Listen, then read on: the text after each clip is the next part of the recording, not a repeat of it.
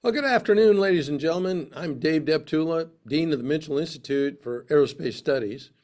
And today we're rolling out our latest policy paper entitled Charting a Path to Space Superiority, the Cross-Domain Imperative.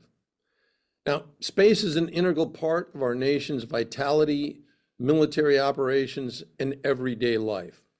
Whether it's navigation enabled by GPS, command and control, missile warning, or intelligence surveillance and reconnaissance, the bottom line is our national security and prosperity depends on space.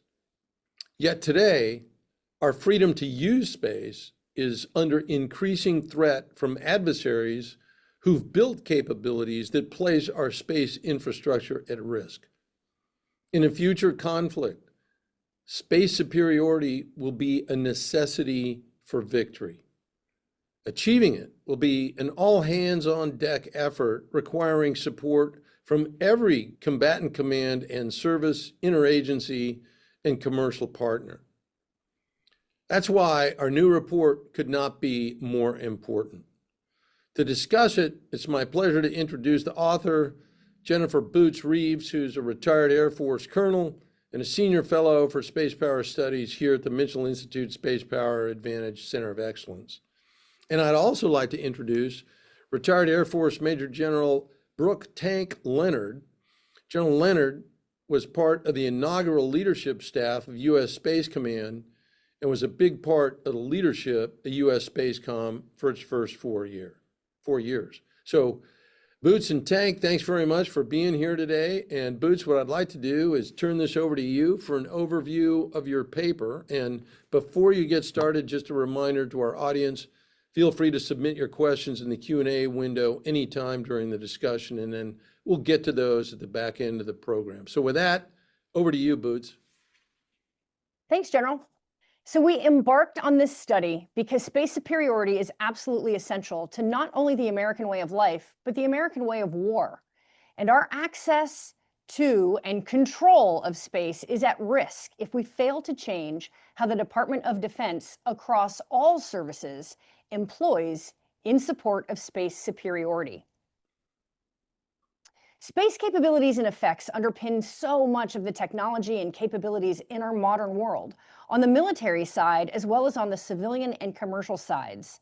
And just like superiority in any other warfighting domain, having space superiority means we can use our space assets at the time and place of our choosing while denying that same freedom to our adversaries. So we must gain and maintain space superiority to protect those capabilities underpinning everything in our modern life. But since 2007, space is no longer a sanctuary, and we can no longer assume our freedom to use the space domain. The People's Liberation Army of China launched an anti-satellite missile and destroyed a satellite in low Earth orbit. This created dramatic effects in space, such as long-lived debris, and demonstrated the PLA's will to employ norm-breaking weapons to eliminate our asymmetric advantage. All of a sudden, the PLA could hold U.S. space assets, both military and commercial, at risk. This turning point fundamentally changed the space domain from one that was uncontested and permissive into a domain that was contested. The U.S. would later declare space a warfighting domain and establish U.S. Space Command and the Space Force to secure space superiority, to defend U.S. space operations, and to control the space domain. But securing U.S. space capabilities isn't just what is on orbit. Space systems are made up of 3 elements. The obvious is the orbital segment, which are constellations of satellites actually in space. The second is the terrestrial segment, which includes ground control stations, relays, radars, other equipment, as well as the users of space capabilities on the planet.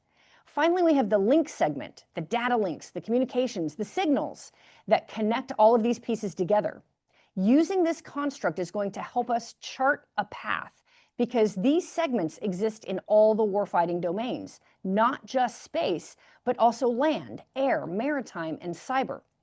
And these elements represent vulnerabilities to our own friendly space systems, which must be defended, but also opportunities to counter adversary space systems. Because each of the military services already conducts warfare in their warfighting domains, Each has the potential to contribute to space superiority through their domain-specific operations.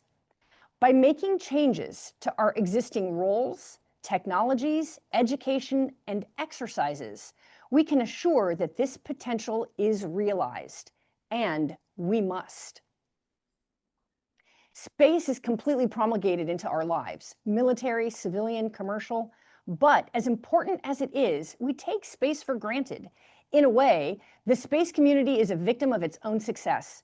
Space has just worked for so long that we just assume it will always be there. Plus, it all happens out of sight and therefore out of mind. Most people likely don't even recognize when they're using space. Our typical daily engagement with the space system is the cell phone that's in our pockets or the ATM that just works. Warfighters across all the services routinely employ space-enabled systems as well, like GPS or data links to be more effective and lethal, and it all just works. But now it's at risk, and we must do everything we can to secure space superiority so that we can preserve the benefits of all space across all domains for military and civil use. Our way of life depends on it. It's important to note that the vulnerabilities that we now face in space are not the consequences of any sort of gross negligence. They are simply the result of how our operations in space have evolved. We can divide the last 70 years into 3 distinct ages, each with a different defining set of characteristics. The first space age was very much about strategic stability. We were figuring out the science as well as protecting the nuclear detente of the Cold War. No one attacked each other in space because neither we nor the Soviet Union wanted to be so provocative that we unsettled the nuclear balance. But this led to building undefended architectures in the domain. The end of the Cold War marks the beginning of the second space age. We continue to enjoy a permissive and uncontested space environment. This age's major characteristic is the increased use and integration of space effects into military and commercial operations, and it was working really well. With so much of it happening behind the scenes, though, users of space capabilities came to believe it would always be there, and that drove us to build exquisite, costly, and ultimately vulnerable architectures. But the US is hooked on space. In the second space age, space becomes an asymmetric advantage for the US military and civil operations. And now, China is looking to disrupt US access to space. The US enjoyed 50 years of an essentially uncontested space environment, and China will use the US's dependence on space and turn it against us.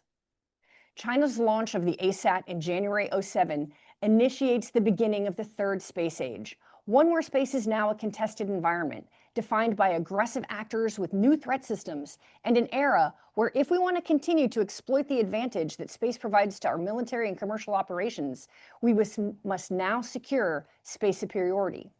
And that will demand cross-domain operations where every service executes missions in support of space. China's political aspirations have grown far past simple regional hegemony as from decades prior. The PLA sees space as the strategic high ground and consequently has been treating space as a warfighting domain for much longer than the US has. Not only is China developing serious ways to disrupt and deny the United States' use of space, but China is seeking to exploit this space domain for its own advantage. They're developing their own capabilities and they're doing it from a global perspective. Now, Russia is currently a declining space power compared to where it was during the Cold War. But their declining use of space does not mean that they will not contest or disrupt US operations in space. It may actually embolden them. They have, for example, violated space norms and space-related treaties they've ratified. Moreover, Russia led their physical attacks on Ukraine with cyber attacks on the commercial space networks Ukraine was using to prevent Ukraine from taking advantage of their space operations. Since then, we've seen Russia launch a nuclear ASAT test bed. Now, we're not sure where all of this leads, but it is noteworthy and can certainly be construed as provocative. The threat is real today, and this means that the United States must do all it can to secure and retain space superiority. All space systems, commercial, military, foreign, domestic, all of them, comprise 3 segments: an orbital segment, the satellites in space, The terrestrial segment, which includes both the ground stations where we command and control the satellites, as well as the users, like the cell phone in your pocket or ship's navigation equipment. The final segment is the links, the signals in the electromagnetic spectrum that are being used to connect everything. Each of these segments can be targeted to disrupt, degrade, or destroy a space system. They present a vulnerability to space operations. So we must protect each segment, the orbital, terrestrial, and link elements of our systems. And because these segments exist for all space systems, friendly or adversary, we can target the same segments of an adversary space system to deny their use of space. These space systems elements exist in all the warfighting domains: air, land, sea, space, and cyber. So securing space superiority, defending our space systems and attacking adversary space systems, is a mission that will require cross-domain operations. Every service in the DoD will need to prioritize space superiority. Their own operations actually depend on it. All warfighting domains have sister services to expertly fight in them. We can employ existing weapon systems to defend our space systems and exploit the enemies. Bombers can conduct strikes on satellite ground stations. Electronic attack aircraft can disrupt and jam the links that connect ground stations to their constellations, while ships at sea could launch an anti-satellite missile against an on-orbit asset. We are crossing domains to create effects on space systems, defensive for us, offense against the adversary. To competently move forward with this construct, we must first understand who is doing what today inside the national security space enterprise. So I am calling on a roles and missions review. We have stood up two major warfighting organizations focused on space in the last 6 years, U.S. Space Command and the U.S. Space Force. And there has been no check-in to see if we've gotten it right in the context of the national security space enterprise. We need to look for gaps and seams in the entire enterprise, military services, combatant commands, and the intelligence community, to ensure that each service and other agency is appropriately tasked to support space superiority or other missions as needed to support U.S. Space Command. We must ensure all the missions are covered while we avoid duplicating missions to ensure efficiency, effectiveness, and operational deconfliction. Additionally, we'll need to define and clarify supporting relationships that haven't been seen before. U.S. Space Command will likely be a supported command for the first time instead of solely just a supporting command. And we'll need to ensure all involved understand this new paradigm before there's a real-world danger. Next, we should invest in mitigating the vulnerabilities in our space systems, along with the C2 and space situational awareness capabilities, so that we can incorporate new and existing cross-domain systems into space kill chains. The DoD must invest in new technologies and double down on existing systems that can create cross-domain effects. New technologies are needed to defend our own space systems, and we must develop and field capabilities to attack adversary space systems. Importantly, the DoD should identify and increase the procurement of existing systems in the Air Force, Navy, Marine Corps, and Army that can already contribute to space superiority. For example, F-35s, B-21s, Aegis, and Patriot should be integrated into space kill chains in support of space superiority. But these systems were sized to meet existing mission requirements. Adding additional requirements to support space superiority must drive additional growth in capacity and magazine depth. Because space has never been the supported effort, my third recommendation is to integrate space operations and the need for space superiority in the education of warfighters across the DoD. A major problem facing warfighters is that they don't have the lexicon to have space-oriented conversations and planning across the services. And there are a couple of ways we should do this. First, start them young. Educate all of them on space and the opportunities for their domain specialties to work towards preserving space superiority. This should happen in all of our accession sources. Next, we need to get young leaders really thinking about how their domain can support space operations. A key time frame to create a deeper understanding of cross-domain support of space operations should happen in 04 level professional military education. Majors and lieutenant commanders need to dive deeply into these concepts from an operational perspective as they become the planners and mission commanders. While the Space Force already has an intermediate and senior level PME, it needs its own space-focused advanced PME. Similar to the School of Advanced Warfighting and all of its equivalents, there should be a standalone school for the Space Force to cultivate advanced space power thinkers, just like all the other services. Finally, to enable these education and cultural changes, we need to continue to reform the overclassification of systems that prevents us from collaborating effectively. But none of this matters if we cannot put it into practice. We must train and exercise these new command relationships using cross-domain effects to regain space superiority and our coveted space advantage. We must get the reps and sets in on this. The more we practice in peacetime, the less we bleed in war. And because supporting space is a new paradigm for warfighters and other services who have been used to be supported by space, we need to make it a priority. Joint theater exercises should emphasize cross-domain space superiority operations.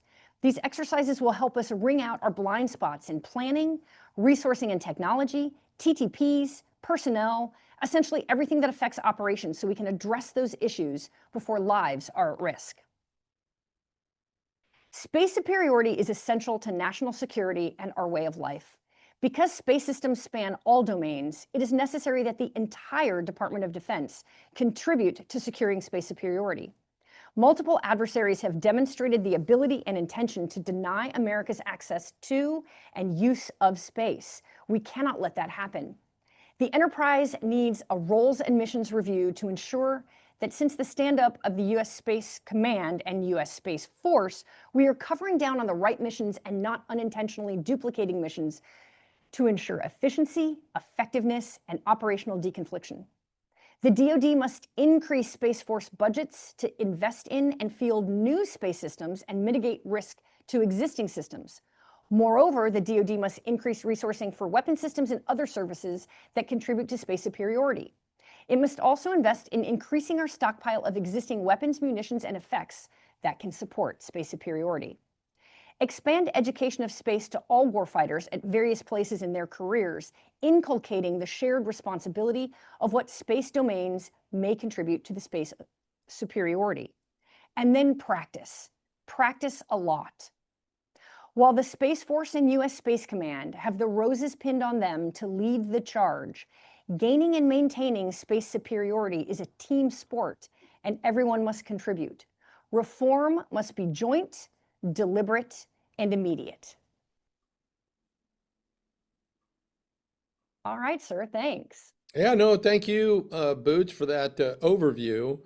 I just start our discussion by making the point that there are many reasons for a serious and honest service roles and missions review, but the one you made, quite frankly, is paramount.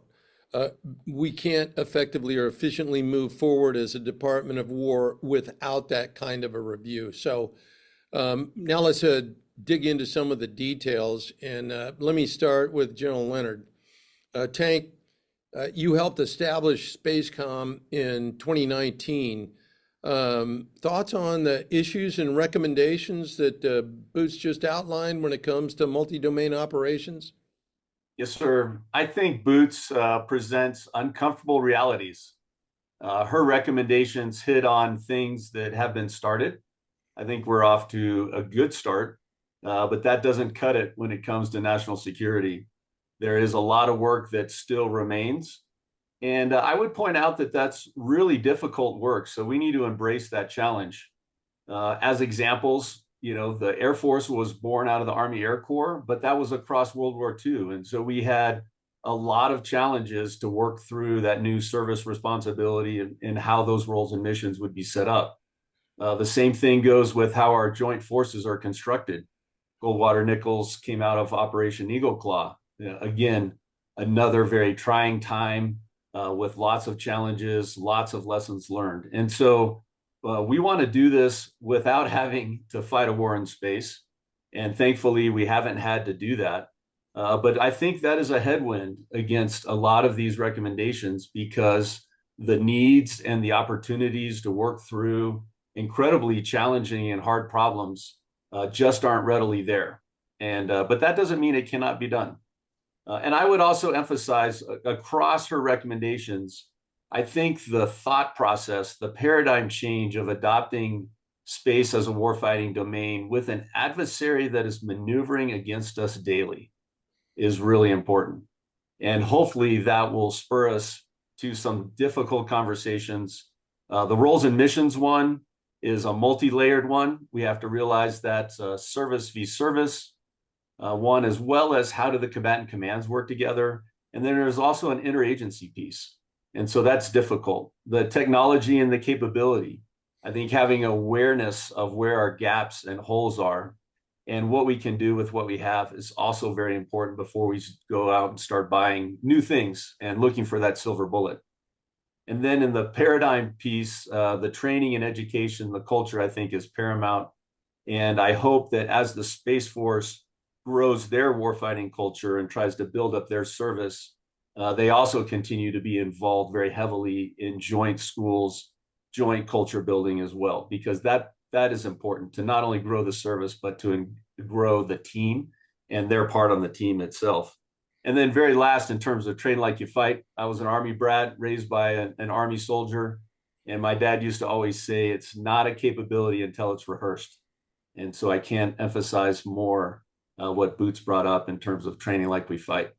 Great recommendations, a very good challenge for us. And I'm excited for us to adopt those and push out.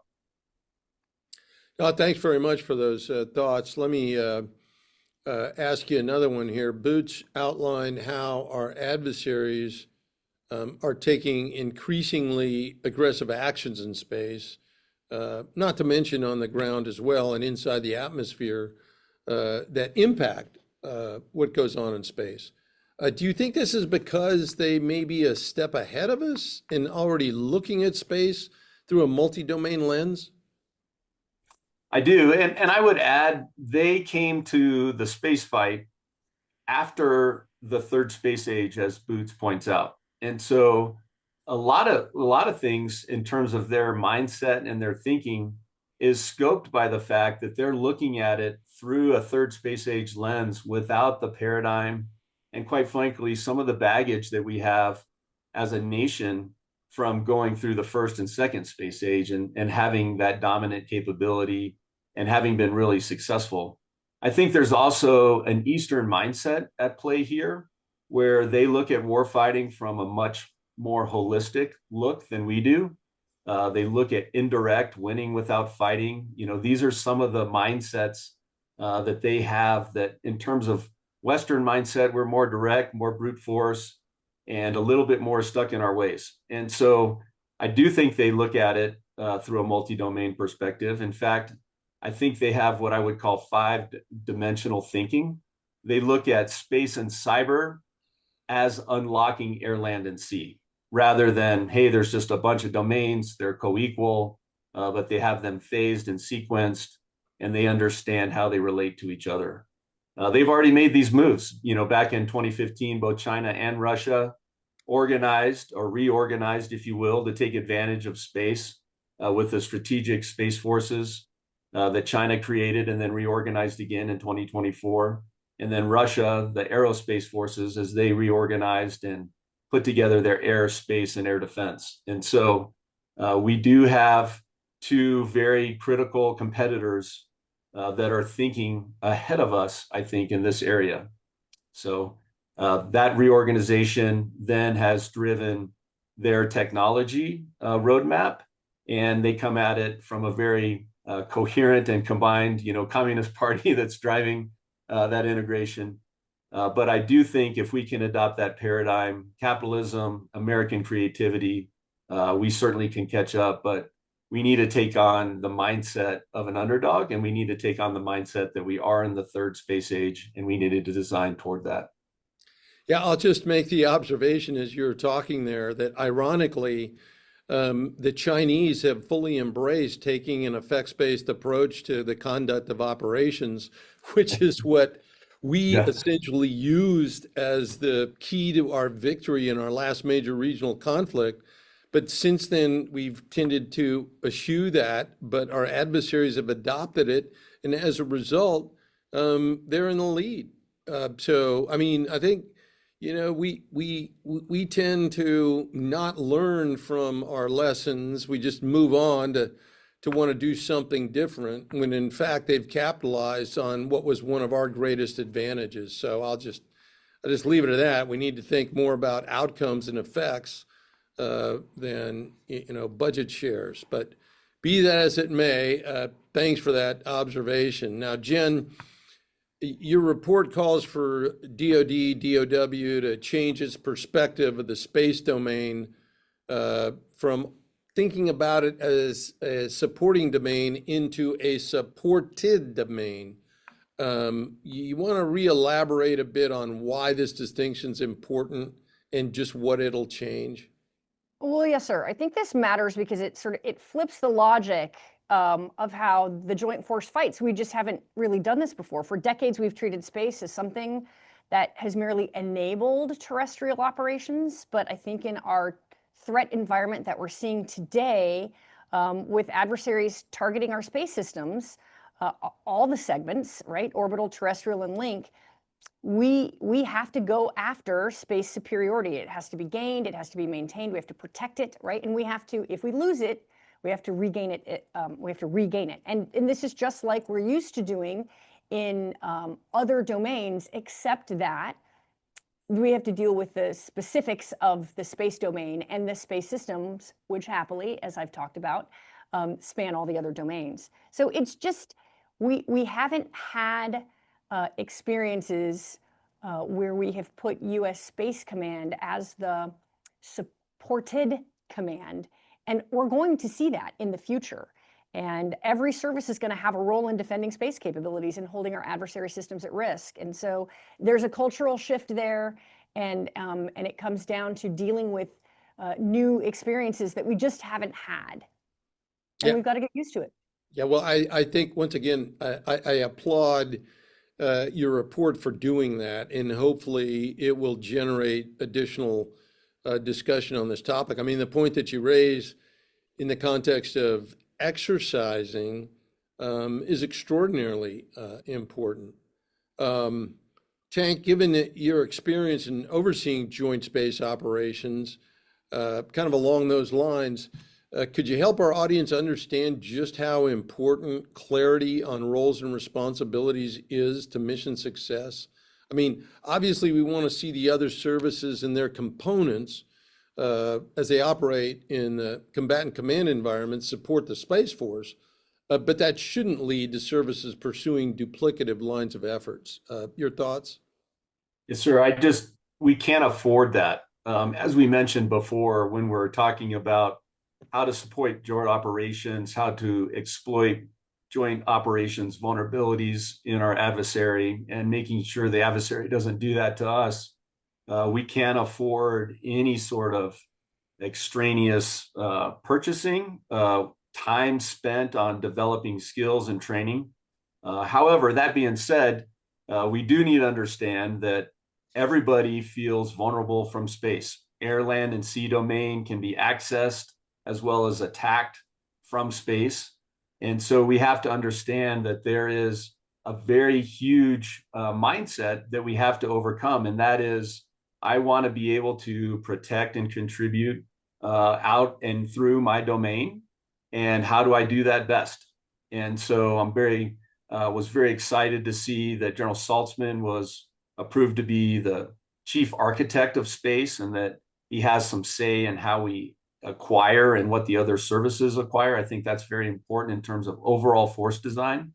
But roles and missions basically comes down to, do we have a full capability in terms of players? If you want to use a football analogy, do we have a really good quarterback, a really good offensive line, a really good running attack? And do they work together to where they can audible against a maneuvering adversary? So unless you understand and train and equip to that particular role and responsibility, you're not going to be able to fully commit and integrate and audible as I described. And so we can't afford duplicative overlap.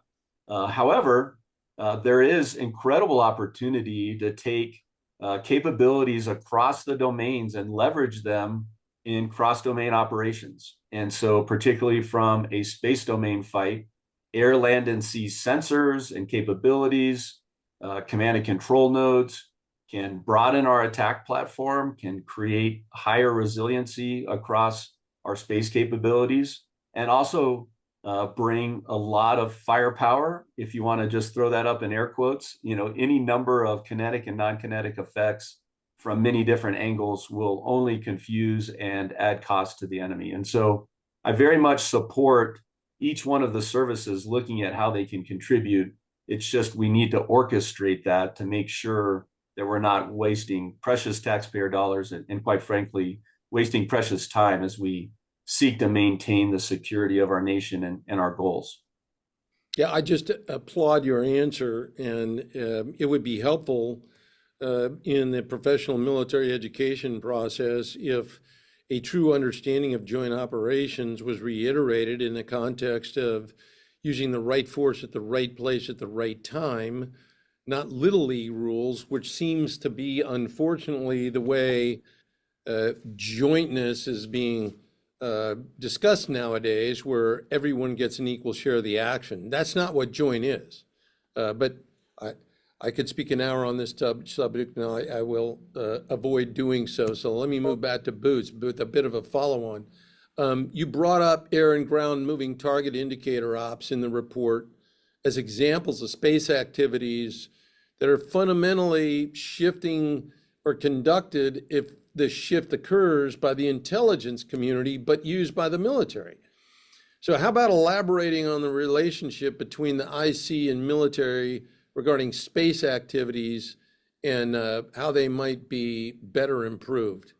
Yes, sir. Well, of course, the intelligence community has and continues to provide crucial capabilities to the warfighting community. MTI, of course, ISR, many things are coming from the IC, and everyone is super grateful for that. There is an issue, though, that these capabilities increasingly carry tactical and operational consequences for the joint warfighters. And there seems to be, at least now, a little bit of a mismatch, and certainly has the potential to grow in the future, that those products are not necessarily optimized for the speed that is needed, for the classification, sort of the releasability of it. And really, it's about the tactical integration of these services. And so we need a clearer division of labor and really better integration. And it means ensuring that our space systems that directly support operational level maneuver, the ops that are happening downrange, for example, are designed, tasked, and operated in ways that align with Space Command's responsibilities and truly the needs of the combatant commanders as they execute operations.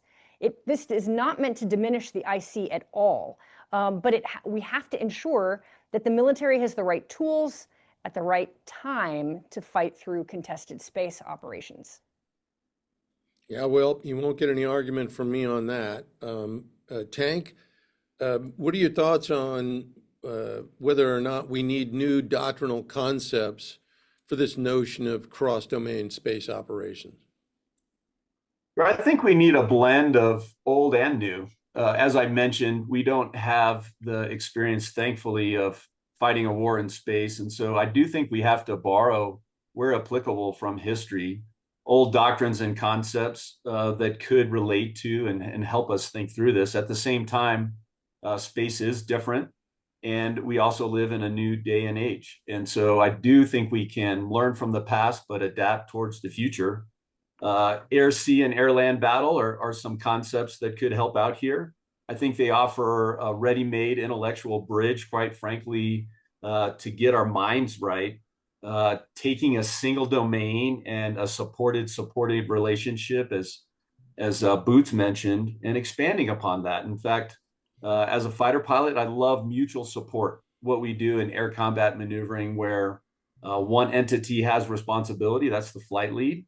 However, both aircraft involved in a formation take the opportunity to exercise initiative. And I think that that's very applicable in this case. Air-land battle treated depth and initiative and integration of fires into a central fight, rather than sort of supported adjacent warfighting, if you will. It reframed air-sea battle, reframed a theater from a single plane into 3 dimensions. In this case, I'd say 5 dimensions, to go back to my earlier comments on air and land and sea being unlocked by space and cyber. But we looked at the A2AD problem, and instead of a sequential rollback in air-sea battle, we looked at fires in depth, and we looked at it from multi-different perspectives and timing and phasing. And so those kinds of concepts, adding in space and cyber, I think are really powerful. And that will help us also, I think, in our force design into the technology we build in the organizations and the roles and missions, as Boots mentioned in her paper, to where we get away from more of a service-like support into how do we do relevant maneuver? How do we do fires and formation, planning, targeting, and assessing capabilities as an integrated force focused on a single fight and not something that we look at through more of a stovepipe lens, if you will. And so adapting the mindset with a little bit more agility, and we certainly have the communications capabilities in this day and age to handle a very complex fight.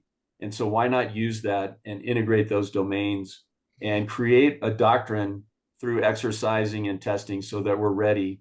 Hopefully, as a deterrent, we can avoid it. But if the fight comes to us, we'll be ready to execute it.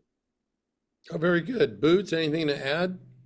Well, I really love what Tank just offered, sir. I think if we can start with setting up relationships and getting organizations used to using using those new relationships and just beginning this, I think is a great start. And then graduating on to what General Leonard has talked about, I think would be tremendous if we could actually affect that. Absolutely.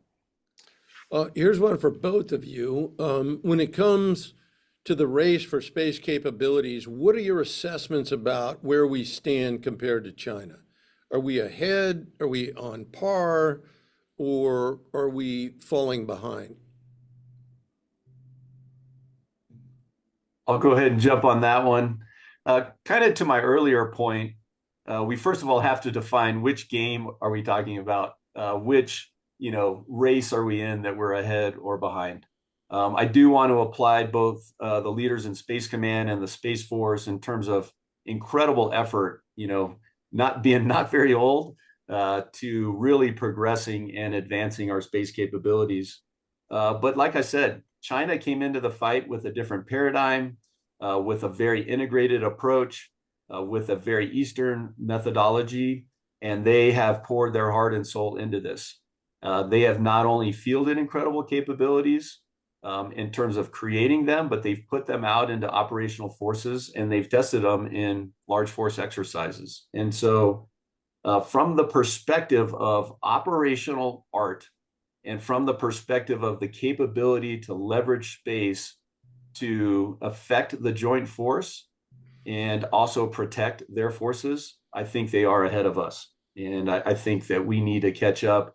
Again, the recommendations that Boots make go a long way to continuing the efforts that have already been started and to get us there. And quite frankly, we don't do a very good job as America of innovating outside of a real critical or really impactful event.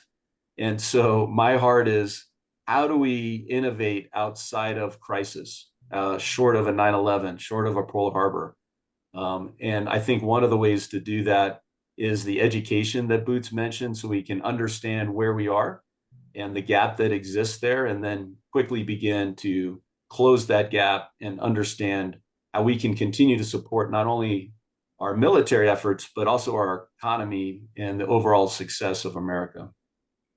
Yeah, and before you jump in there, Boots, I would just first appreciate your candor and honesty in your answer. And it's not pejorative. It's like you said up front. Look, the leaders in the Space Force and Space Command are doing the best that they can.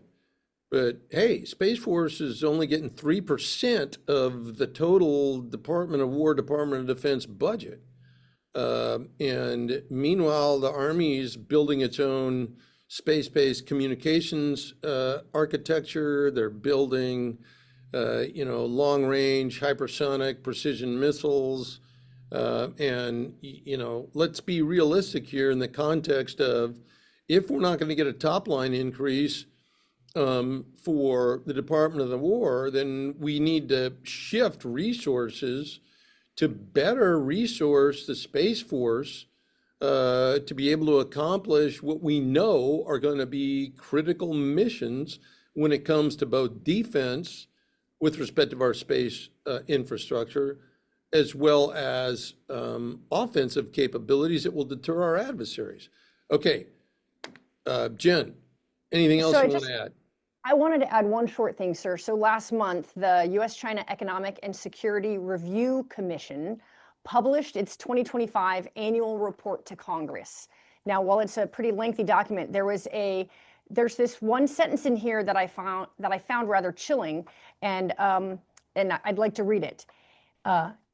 China, is now seeking to reshape international space governance, influence the development of technical standards, and displace the United States as the world's premier space power. So, they are fielding counter space systems quickly in large quantities with a unified national strategy behind them. I think we still have an advantage, but that window is narrowing. That window is closing. And so to maintain our advantage, we have to treat space as a contested domain and integrate the entire joint force into the mission of space superiority. That's what it's going to take. All right, well, let's do a bit of a follow-up. Tank, how would some of the new capabilities that Boots highlights in a report, such as laser communications, help make our space operations more resilient to acts of aggression from our adversaries?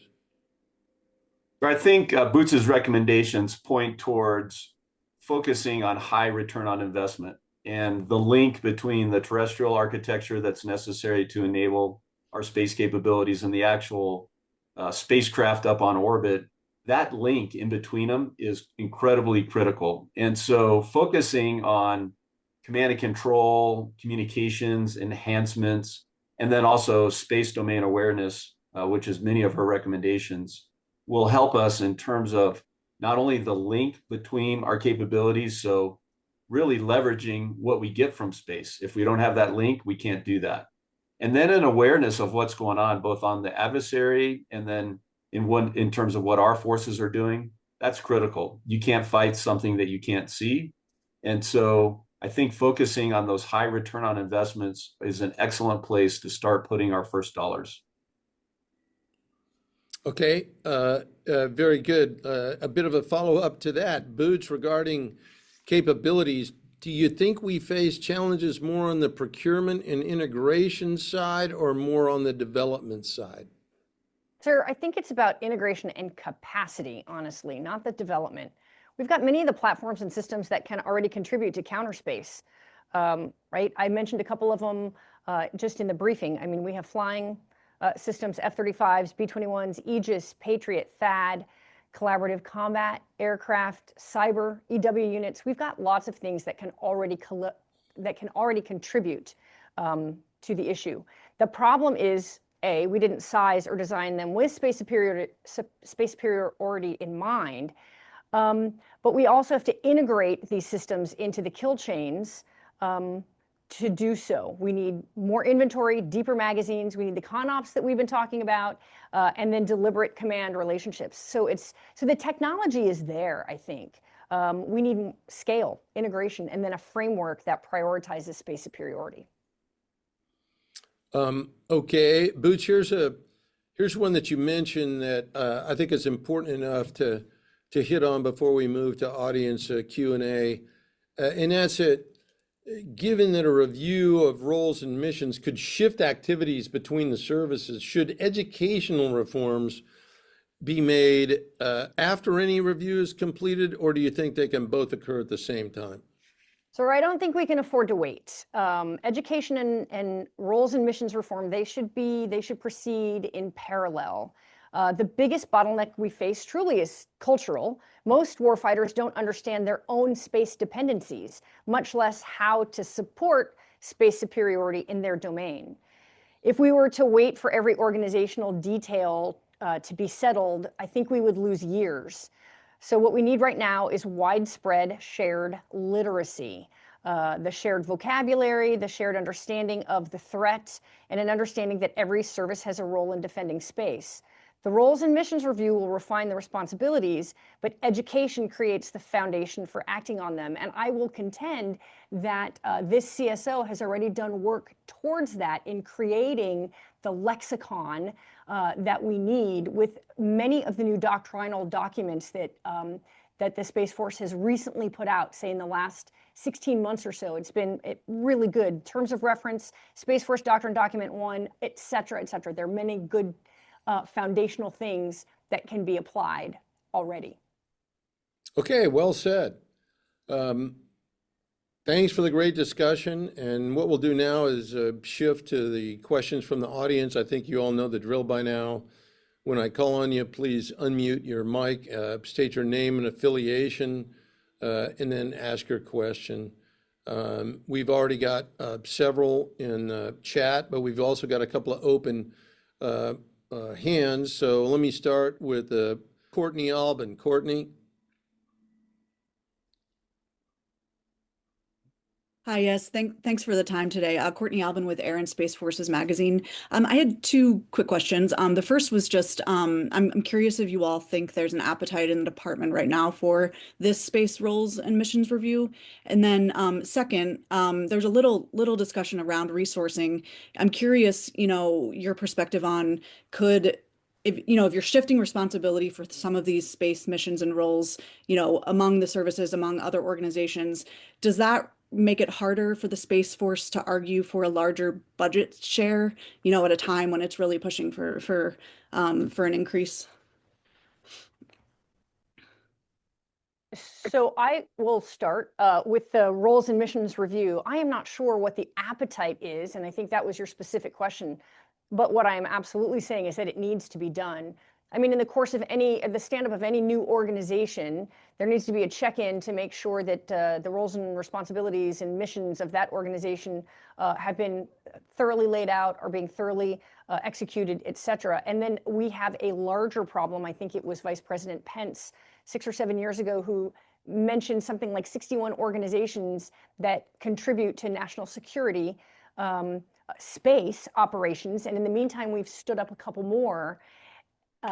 And the big ones, the heavy hitters, right? U.S. Space Command and the Space Force. And I think all of that needs to be looked at in context to just make sure that we are covering down on all the missions that need to be covered down on based on this threat environment that we talk about that is new.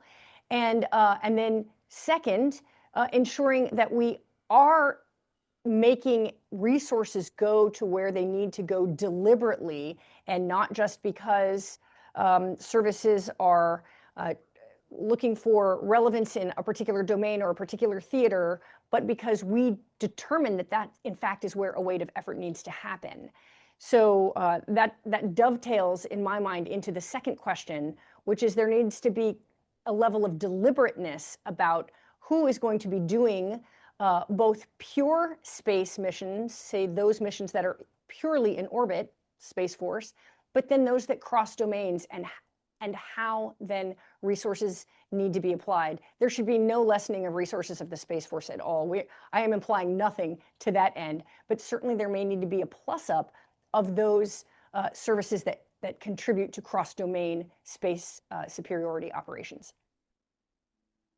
Yeah, let me jump in there. Having participated in multiple roles and missions reviews, to include the most serious one, the last one we had, Commission on Roles and Missions in 94, 95, no, there is no appetite in the Department of War, Department of Defense for roles and missions review. Absolutely none, because all of the services view themselves as losing resources in such a, if there in fact was an honest review. That's why one needs to be legislated by the Congress, as the last one that we had. But that's the honest answer. Tank, anything you want to add? Yes, sir. I'll just add two small things. On roles and missions, oftentimes we look for, and I do agree, a larger roles and missions review at the very top is important. But there's also smaller roles and missions reviews and how the combatant commands and services relate to each other that needs to be worked out through exercises. And so that operational and tactical level conversations, we do have doctrine, we do have roles and missions already defined in the Unified Command Plan and other places. And we just need to exercise those and see what they look like on the battlefield or in the simulated battlefield in this case. And then in terms of space capabilities, we can't afford to waste a dollar. We need to figure out what are the Chinese and other adversaries' vulnerabilities, and we need to figure out what our vulnerabilities are and fill them, regardless of which service it lives in. Let's shift to the chat room. A couple of really good questions. First one from Sean Kibbe.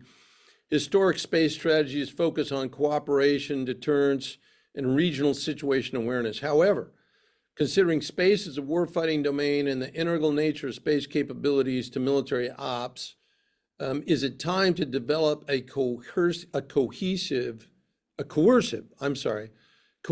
space strategy that could impact strategic, operational, and tactical paralysis through denying or destructing an adversary's C4ISR?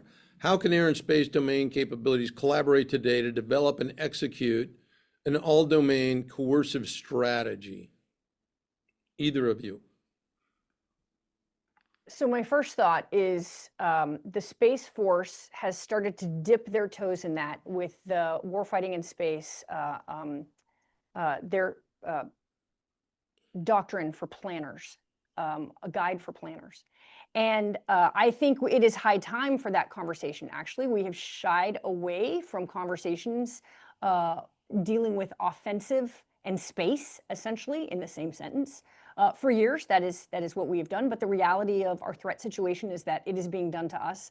And certainly we have to discuss openly in not just about systems and widgets and actual things that are in a closet somewhere, but no kidding, the theories and the policies and actions that we might take based on various situations. I think it's high time for this discussion. We are actually hosting a workshop here at the Mitchell Institute to discuss those types of things, to get after just breaking loose the conversations about what warfighting in space is supposed to look like, or warfighting associated with space. And I think going into C4 ISR type networks and that type of thing will definitely come up in those conversations. So yes, the answer to that is yes, we definitely need to be talking about it. Sir? Yeah, I would add, space is a systems v systems fight. That's also how everything is going to be, all wars are going to be waged, all conflicts are going to take place in the 21st century. And then especially pointing towards China and their Eastern mindset, we need to have thinking in depth. We need to think about asymmetries. We need to look at cascading effects. And we need to look how the very robust Joint Energy Agency team gets after that. It's really important to do that because space is, like we've talked about, a warfighting domain. And so we have adversaries maneuvering, cunning adversaries maneuvering against us all the time. And so having that sort of mindset that has elements of coercion, deterrence, offense and defensive capabilities, resiliency, certainly to drive up the cost, all that is important, but we can definitely strengthen those sides. And I've seen great leaps and bounds, my time in U.S. Space Command, and then since, I think there's some really great growth in that area, but we still have some ways to go. A great question, great answers. Again, it points to what are the critical centers of gravity of our adversary and what are the desired effects that need to be imposed to collapse those. Okay, here's another good one from Ron Bitton. Operating in a joint all-domain operations scenario and considering the speed of modern weapons, the need for very specific parametric data coming from the intel community near real time is imperative. Well, yes, but let me, without commenting on the need to get that data near real time from the IC is an issue all in and of itself. But here's the question. How do you see the Title 10 and Title 50 communities working through antiquated policies to ensure the right information, even raw data, is in the hands of decision makers at the time of need? Awesome question, Ron, and one that has imposed constraints on our ability to operate, going all the way back to Desert Storm, then the opening phases of Enduring Freedom. And while it's gotten better, it's still not good enough. Over to you, Jen or Tank. So if I may, real briefly, first of all, hello to Ron. Second of all, yes, I think that this has been challenging in the past.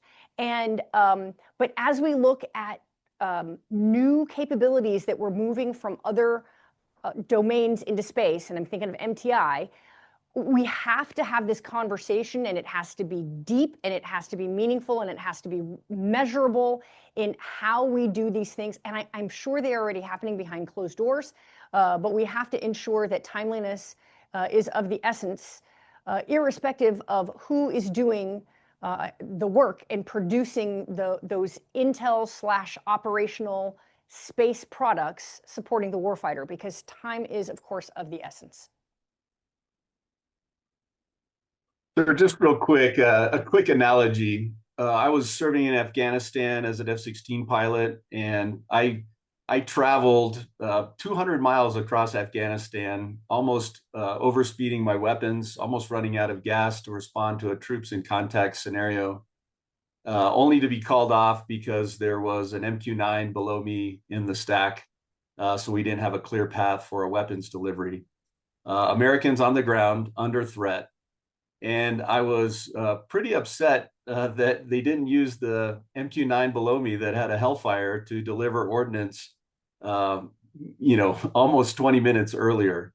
And that opened up a discussion on, was that an intelligence asset or was that an operational asset, and how that could be used, and how do we prioritize that, and how do we command and control that from the air side?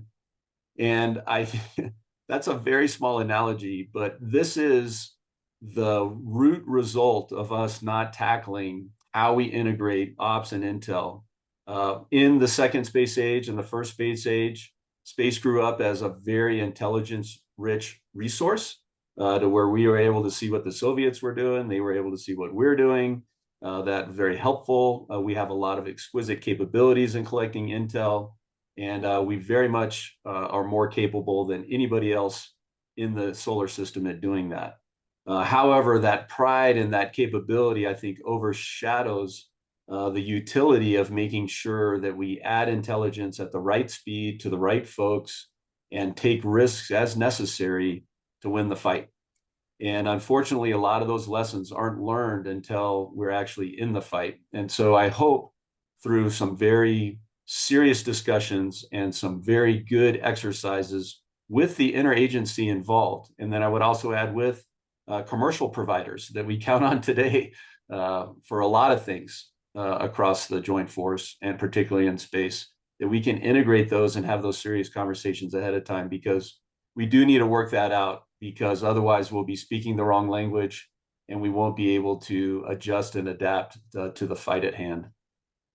Hey, Tank, that was a brilliant and very diplomatic way to say what I'm about to say, that was evidenced in the original question, and that is, yes, the Title 50 language that was legislated many, many years ago was done in different conditions and is indeed antiquated and needs to be brought up to speed. So I think that's a good place to wrap up our conversation, because unfortunately we've come to the end of our presentation today. And I really want to thank you, Butch, for this fantastic research effort, which, by the way, is now available on our website at mitchellaerospacepower.org. So check it out. And General Leonard, thanks a million for being here today and providing your insightful comments. So To our audience, from all of us at the Mitchell Institute, have a great space power kind of day.